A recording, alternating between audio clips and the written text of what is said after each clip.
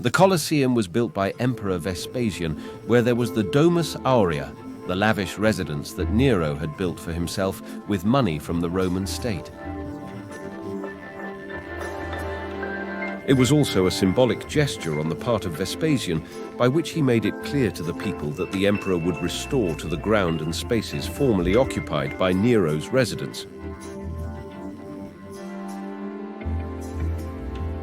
The structure was built exactly where there was a lake in the Neronian villa, which was drained, and one of the few vestiges of the Domus Aurea visible in ancient Roman times was a huge colossus, a statue which was part of the decorative elements of the Domus Aurea.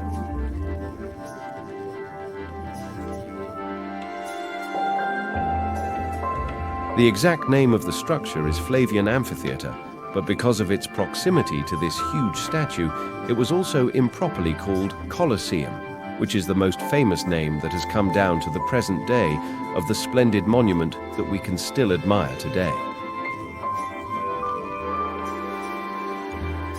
The Flavian Amphitheatre was the largest arena ever built by the ancient Romans, capable of seating as many as 50,000 people. Gladiatorial games were held inside the Colosseum, and it was completed during the empire of Titus. Obviously, the seats closest to the arena were reserved for the upper echelons of Roman society.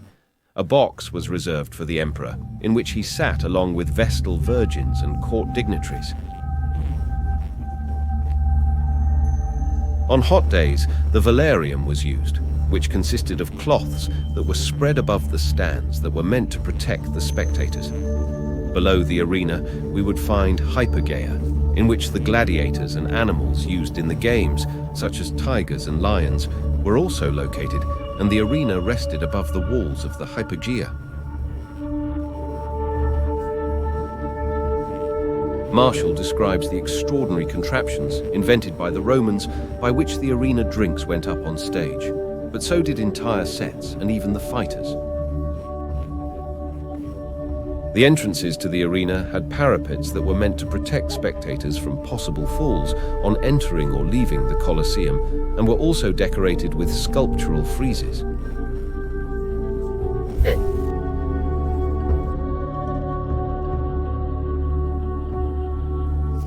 The bleachers were accessed through well-structured paths and concentric tunnels that provided the necessary directions to the stands. Looking at the structure from the outside, you can see that each level was decorated with columns of 3 different orders. On the ground floor, we still find Tuscan columns, on the next floor, Ionic columns, and finally, we find Corinthian columns. Lasted shields contributed to the decoration of the sector in which there are Corinthian columns. The Colosseum was completely covered in marble, but after the fall of the Western Roman Empire, the building was almost completely stripped of its covering, as it served as a stone quarry for the construction of other buildings, such as Christian churches.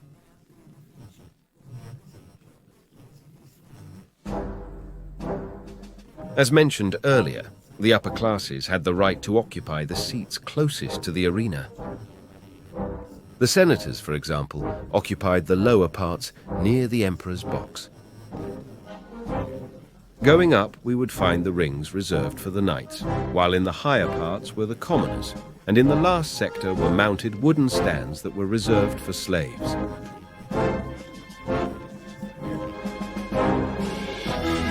Here we see some types of gladiators who will certainly have fought within this arena, and the shows in general continued after the year used to denote the fall of the Western Roman Empire until the final abandonment in the 6th century.